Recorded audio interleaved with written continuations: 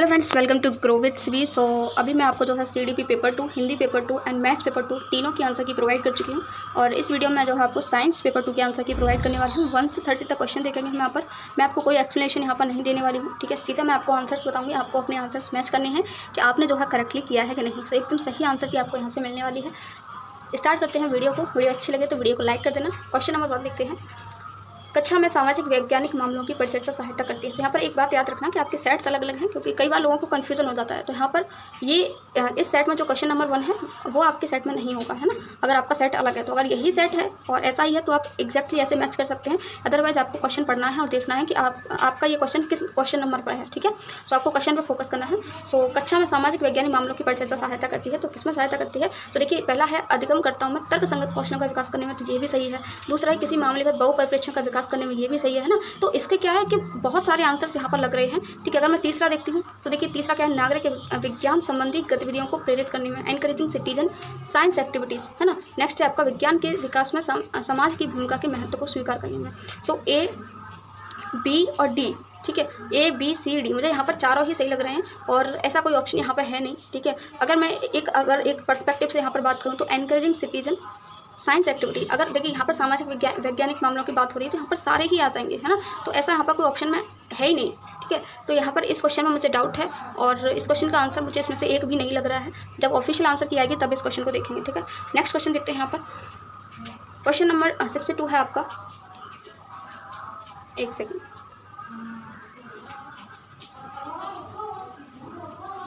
So question number 2 है आपका। यहाँ पर धातु ऑक्साइड प्रकृति में क्षारीय होते हैं। बी दे रखा है वायु गर्म होने पर फैलती है। सी दे रखा है कार्बन डाइऑक्साइड प्रवेश कराने पर चूने का पानी दूधिया हो जाता है। डी है सोडियम हाइड्रोक्साइड एवं हाइड्रोक्लोरिक अम्ल एक दूसरे को उदासीन कर देते हैं। अगर अवलोकन ओ द्वारा निरूपित है एवं आई द्वारा निष्कर्ष है तो निम्न में से कौन सा कथन सही है। तो यहाँ पर कौन सा करेक्ट होने वाला है वो आपको यहाँ पर बताना है कि कौन सा अवलोकन है, कौन सा निष्कर्ष है, ठीक है। सो इसका यहाँ पर जो आपका करेक्ट आंसर होने वाला है वो हो जाएगा आपका ऑप्शन नंबर 2, ठीक है। ऑप्शन नंबर 2 करेक्ट हो जाएगा। ओ ए बी आई, जो आपका अवलोकन है वो ए और बी आपके अवलोकन है, ठीक है। और आई यानी कि जो निष्कर्ष हैं आपके वो अवलोकन आपके ए और बी हैं और निष्कर्ष आपके बी और सी हैं, ठीक है। सो ऑप्शन नंबर 2 करेक्ट है। नेक्स्ट, एक वस्तु को जब द्रव ए में डाला जाता है तब द्रव के बाहर अपने आयतन के 1/4 भाग के साथ तैरती है, तथा जब द्रव बी में डाला जाता है तो द्रव के बाहर अपने आयतन के 3/4 भाग के साथ तैरती है। इनमें से कौन सा कथन सही है वो आपको यहाँ पर बताना है। सो करेक्ट आंसर इसका 1 हो जाएगा। द्रव बी का घनत्व द्रव ए के घनत्व से अधिक है। नेक्स्ट क्वेश्चन देख लेते हैं। क्वेश्चन है आपका, कौन से वैज्ञानिक अनुसंधान या अन्वेषण के बारे में सही नहीं है। तो इनमें से कौन सा करेक्ट नहीं है, अनुसंधान या अन्वेषण के बारे में, ठीक है। तो यहाँ पर देखिए, यहाँ पर जो आपका करेक्ट आंसर है वो आपका हो जाएगा यहाँ पर option number 4। Option number 4 correct हो जाएगा। बी और डी जो है आपके यहाँ पर अन्वेषण के बारे में सही है, ठीक है। हमें सही यहाँ पर बताने थे तो ये दोनों ही आपके यहाँ पर सही हैं। नेक्स्ट यहाँ पर देखते हैं। नेक्स्ट है आपका यहाँ पर निम्न में से कौन सा कथन सही है। इनमें से सही कथन बताना है। पहला है स्वपरागण केवल द्विलिंगी पुष्पों में होता है। बी है द्विलिंगी पुष्प स्व एवं परागण दोनों प्रकार से पराग सींच सकते हैं। तो इसका यहाँ पर करेक्ट आंसर क्या है। इसका करेक्ट आंसर आपका यहाँ पर हो जाएगा ऑप्शन नंबर 4। ए गलत है लेकिन बी आपका यहाँ पर बिल्कुल सही है। नेक्स्ट क्वेश्चन आपका देखते हैं। कौन सा कथन वर्षा जल संरक्षण के बारे में सही है। सो वर्षा जल संरक्षण के बारे में कौन सा सही है ये आपको बताना है। सो ऑप्शन नंबर 1 इसका यहाँ करेक्ट हो जाएगा। ए बी और डी ये तीनों ही आपके सही है। सी आपका यहाँ पर सही नहीं है। नेक्स्ट है आपका, कौन से कारक पृथ्वी पर पवनों के जनन के बहाव के लिए उत्तरदायी होते हैं। सो कौन से होते हैं वो आपको यहाँ बताना है। सो यहाँ पर मुझे जो है ऑप्शन नंबर 1 सही लग रहा है, ठीक है। और इस क्वेश्चन में मुझे थोड़ा डाउट भी है, लेकिन ऑप्शन नंबर 1 अगर मैं मानूँ अपनी तरफ से तो ऑप्शन नंबर 1 सही हो सकता है, ठीक है। नेक्स्ट क्वेश्चन देखते हैं, बाकी ऑफिशियल आंसर की आएगी तब पता चल जाएगा। नेक्स्ट है आपका यहाँ पर कथन और कारण वाला क्वेश्चन है। कथन क्या है, एक तापदीप्त बल्ब का तंतु यानी टंगस्टन का बना होता है। तर्क क्या है, टंगस्टन का निम्न प्रतिरोध एवं उच्च गलनांक होता है। सो करेक्ट आंसर इसका 3 हो जाएगा। ए और आर दोनों सही हों। आर एक यहाँ पर सही व्याख्या कर रहा है। नेक्स्ट है आपका यहाँ पर, विज्ञान में लिंग जेंडर पति संवेदी शिक्षा शास्त्र अपरिहार्य बनाता है। किसको बनाता है। यहाँ पर जो है 4 आपको कथन दे रखे हैं ए बी सी डी, और आपको बताना है कि कौन सा यहाँ पर जो है करेक्ट होने वाला है, ठीक है। सो करेक्ट आपको यहाँ बताना है। सो 69 का जो आंसर है आपका वो हो जाएगा यहाँ पर ऑप्शन नंबर 1 ए और बी, ठीक है। ए और बी आपके यहाँ पर सही है। नेक्स्ट है आपका, कौन सा कथन ताप के चालन के बारे में सही नहीं है यानी कि आपको गलत बताना है। सो इसका करेक्ट आंसर आपका ऑप्शन नंबर 4 हो जाएगा। ऊष्मा के प्रवाह के लिए दो वस्तुओं को एक दूसरे के संपर्क में होना चाहिए। आपका गलत पूछा था हमसे, यही आपका गलत है। ठीक है, नेक्स्ट क्वेश्चन देख लेते हैं। विज्ञान कक्षा में अपसारी प्रश्नों का उद्देश्य हो सकता है। तो अपसारी जो प्रश्न होते हैं उनका उद्देश्य क्या होता है? इजी क्वेश्चन था ये तो आपका। ठीक है, आपको बताना है कौन सा करेक्ट है। सो ऑप्शन नंबर 2 करेक्ट हो जाएगा, बी डी ई एफ। ठीक है, B D E F, B और डी ई और एफ, ये 4 आपके जो है उद्देश्य होते हैं।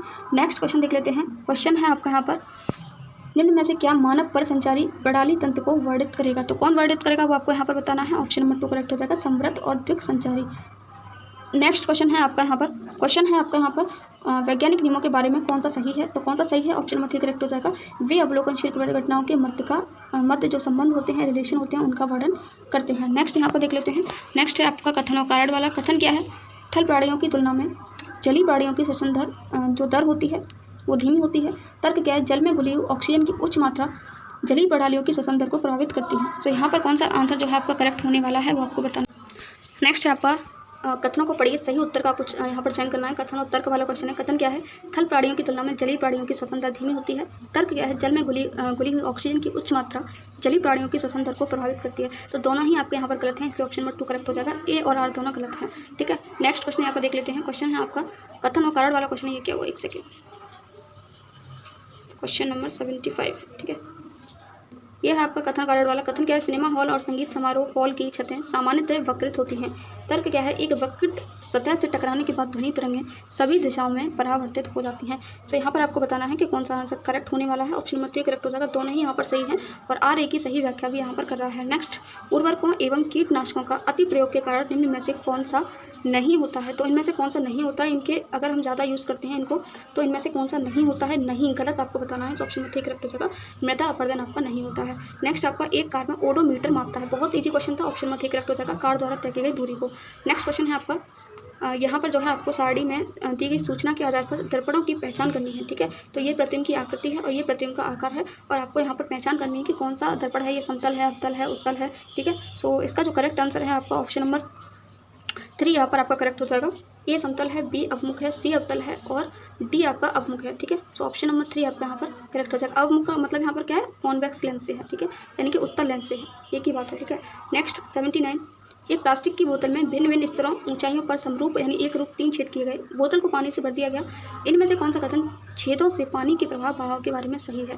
तो यहाँ पर 3-4 यहाँ पर आपको देखिए 6 आपको जो है कथन दे रखे हैं। आपको सही कथन का आपको यहाँ पर चयन करना है। ठीक है, तो सही हमें यहाँ पर बताना है। सो इसका जो करेक्ट आंसर है आपका ऑप्शन नंबर 2 हो जाएगा। ए और डी इसमें यहाँ पर सही है, ए और डी। ठीक है, नेक्स्ट क्वेश्चन है आपका यहाँ पर, ज्वाला का रंग निर्भर करता है। तो ज्वाला का जो रंग है वो किस पर निर्भर करता है? 3 आपको यहाँ दे रखे हैं, किस पर डिपेंड करता है वो आपको यहाँ पर बताना है। सो इसका यहाँ पर जो करेक्ट आंसर है, देखिए आपका ये जो है पदार्थ की प्रकृति पर भी निर्भर करता है, ऑक्सीजन की आपूर्ति पर भी और आसपास के तापमान पर भी। ठीक है, सो यहाँ पर जो है सारे ही सही लग रहे हैं और ऐसा कोई ऑप्शन है नहीं, तो ये क्वेश्चन में मुझे डाउट है। ठीक है, क्योंकि कई बार ऐसा हो जाता है कि सीबीएसई जो क्वेश्चन पेपर बनाती है उसमें 1-2 क्वेश्चन डाउटफुल रहते हैं। ठीक है, नेक्स्ट क्वेश्चन देखते हैं। 81 है आपका यहाँ पर कक्षा 7 का एक शिक्षक पादपों और जीव जंतुओं में अनुकूलन विषय पर विद्यार्थियों की वैकल्पिक अवधारणाओं की पहचान करने की योजना बनाता है। इस उद्देश्य के लिए निम्न रणनीतियों के समुच्चय में कौन सा सर्वाधिक उपयुक्त है? तो कौन सा यहाँ पर सबसे बेस्ट होगा वो आपको यहाँ बताना है। सो इसका करेक्ट आंसर 1 हो जाएगा, नैदानिक प्रश्नावली, साक्षात्कार, आरेखन यानी कि चित्रांकन। नेक्स्ट आपका यहाँ पर है 82, सुनीता शीत जल के बीकर में पोटेशियम धातु का एक टुकड़ा डाल देती है तथा अवलोकनों को लिखती है। इनमें से कौन सा अवलोकन सही नहीं है? तो कौन सा यहाँ पर करेक्ट नहीं होगा वो आपको यहाँ पर बताना है। सो इसका यहाँ पर कौन सा आंसर करेक्ट होने वाला है? इसका करेक्ट आंसर हो जाएगा आपका ऑप्शन नंबर 4। यह ऊष्माक्षेपी अभिक्रिया है। ये ऊष्माक्षेपी अभिक्रिया नहीं होती है, ये कह रहे हैं यही है, तो गलत ही में बताना, तो यही आपका करेक्ट हो जाएगा। नेक्स्ट है आपका मैचिंग वाला क्वेश्चन। ठीक है, सो यहाँ पर क्या देखा है, निम्नलिखित सारणी विभिन्न सूचकों पर डाले जाने पर अम्ल और क्षार में होने वाले रंग परिवर्तन को चित्रित करती है। ठीक है, तो यहाँ पर जो है कुछ सूचक आपको दे रखे हैं और ये अम्ल में होने वाला परिवर्तन है और ये क्षार में होने वाला परिवर्तन है, तो आपको बताना है कि कौन सा यहाँ पर करेक्ट होने वाला है। ठीक है, किसको मिलाने पर क्या मिलेगा हमें, ये जनरली आपको ये बताना है। ठीक है, सो पहला है आपका ABCD क्रम से है। तो ए क्या है आपका यहाँ पर, इनको अगर हम मिलाएंगे, हल्दी में कोई परिवर्तन नहीं हुआ है, मतलब एक क्या है हमारा, है ना, चाइना रोज गहरा गुलाबी, बी क्या है यहाँ पर। ठीक है, तो इस तरीके से आपको यहाँ पर बताना है। सो इसका यहाँ पर जो करेक्ट आंसर है वो आपका कौन सा हो जाएगा? ऑप्शन नंबर आपका 3 करेक्ट हो जाएगा, रक्ताभ भूरा, हरा, रंगहीन, ऑरेंज यानी कि नारंगी। नेक्स्ट, पुष्प के 2 शुक्राणु स्त्री के 2 अंडों के साथ मिलते हैं, बनने वाले जुड़वा होते हैं, क्या होते हैं? समरूप, सदैव युक्त, संयुक्त, भ्रांति। तो इसका जो करेक्ट आंसर 1 हो जाएगा, समरूप और भ्रांति हो सकते हैं, ठीक है, मे बी आइडेंटिकल और फ्रेटनल। नेक्स्ट, निम्न में से कौन सा जांच पड़ताल की तरह विज्ञान को चित्रित करता है? तो कौन इसको चित्रित करता है? इसका जो करेक्ट आंसर है आपका यहाँ पर 4 हो जाएगा, चने के बीजों में अंकुरण की दर को प्रभावित करने वाले कारकों का अन्वेषण करना।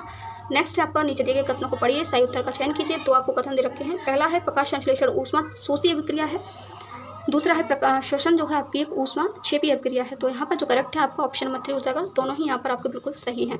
नेक्स्ट आपका है, कौन सी गतिविधि आगमिक विवेचन के लिए सर्वाधिक उपयुक्त है? तो आगमिक विवेचन के लिए सबसे बेस्ट है आपकी ऑप्शन में 4 करेक्ट हो जाएगा, विद्यार्थियों को समतल दर्पण में आपतन कोण के विभिन्न मापों के लिए परावर्तन कोण को मापने के लिए कहना।